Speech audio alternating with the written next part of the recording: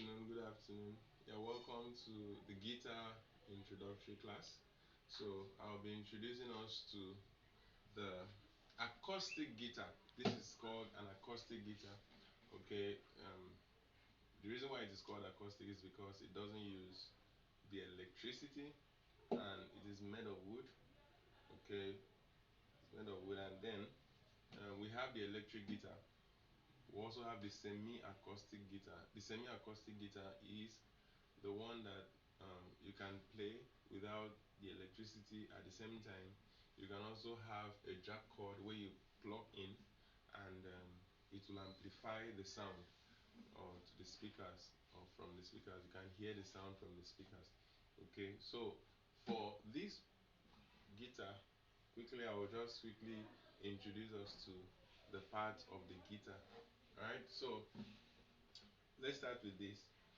This is the sound hole, and just like I mentioned earlier, if you want to amplify this sound or the sound coming from this guitar, you take the microphone closer to the sound hole, and then when you play it will amplify the sound. The microphone will pick the sound signals and send it to the speakers.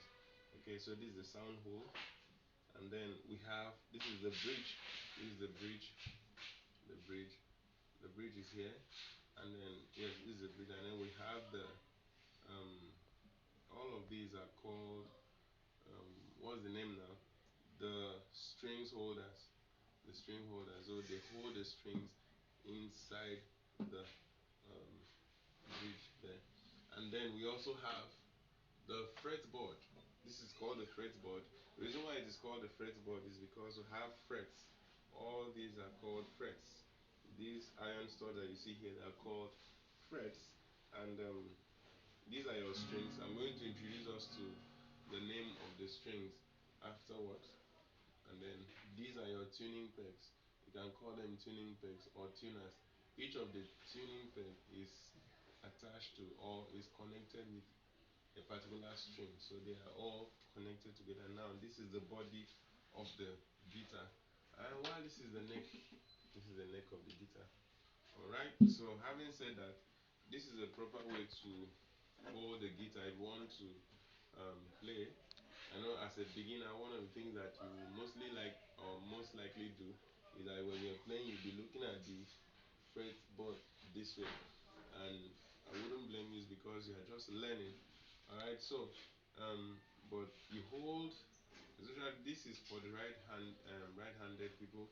You hold the neck of the guitar with your left hand. You can see how you put it there so that it can actually flow seamlessly. So it's like that. The thumb will be here while your index is over here and the rest of the four fingers are here. And then the right hand comes towards where you have the sound hole so that you can pick, and then you use your left hand to press any particular string you want to play. So let's say for example the last string here, I'll hold the first fret and then I'll pluck. Alright, so there are two main ways to play the guitar. You either pluck or you strum. You strum. You strum. Alright, now straight ahead, let's name the strings. Alright, you name the strings of the guitar from the bottom to the top. From the bottom to the top. So this is string 1, string 2, string 3, string 4, string 5, and string 6. You don't start counting from here, you start from here. So the tiniest is number 1, which is E. This is string E. This is string B. Now they are called those names because they are in their open how do I put it now? They are open yes, open strings. You play them as open strings without pressing anything. I've pressed something now. I've pressed the first fret, the second fret, third fret, fourth fret of the same string. But if I play it as an open string, that is called string E. String E. Then the second one is string B.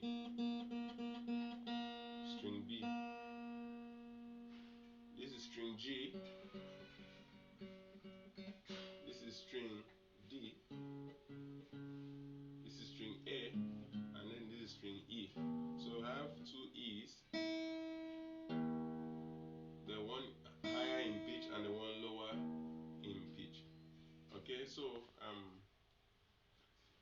assignment, I will ask you to do something. I will give you an assignment, and that assignment will be to play using your four fingers. How will you do that?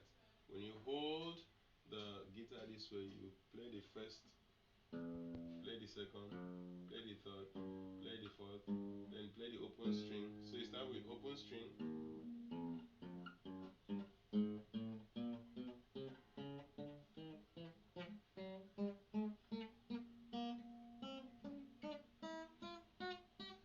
then you know now do it backwards.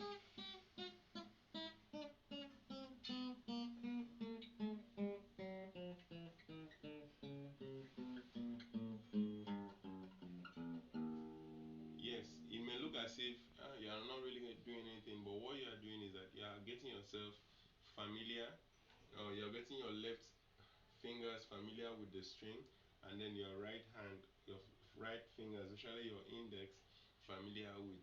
So if you can do that over and over and over until you can master the speed.